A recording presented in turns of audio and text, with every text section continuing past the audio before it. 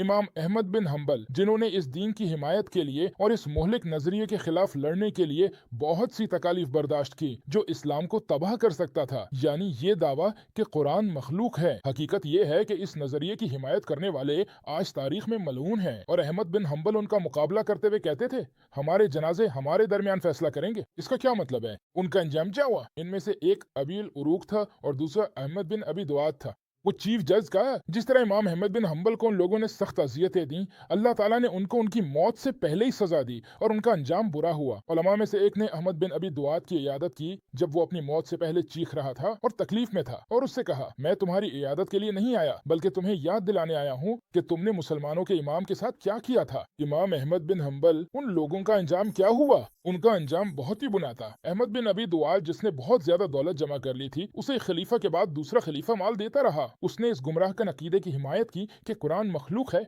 और इसी वजह से उसे बहुत ज्यादा माल दिया गया। लेकिन उसके बाद आने वाले खलीफा ने उसका सारा माल वापस ले लिया और मुसलमानों के बैतुल माल में जमा कर दिया। चुनाचे वो गरीब और भूखा हो गया, यहाँ तक कि खाने को एक लुकमा भी न मिल सका। जब वो मरा तो उसकी नमाज जनाजा सिर्फ 2 लोगों ने पढ़ी। अल्लाह ताक है। जहाँ तक इमाम अहमद बिन हम्बल की जनाजा की बात है, तो वो एक अजीम शान जुलूस था जिसने तारीख को हिलाकर रख दिया। अल्लाह पाक है।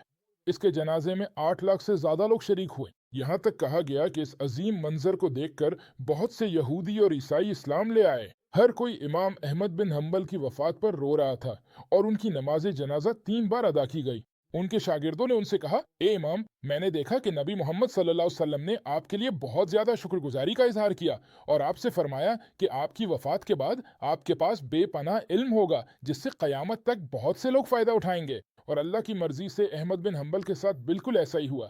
आज तक अल्लाह के हुक्म से ये खूबसूरत और अजीम ख्वाब सच हो चुका है। तो इमाम अहमद बिन हम्बल ने क्या किया? उन्होंने अपनी चादर उतारी और अपने शागिर्द को बतौर तोहफा दे दी, इस शानदार खबर के बदले कि उसने नबी मोहम्मद सल्लल्लाहु अलैहि वसल्लम को ख्वाब में देखा था।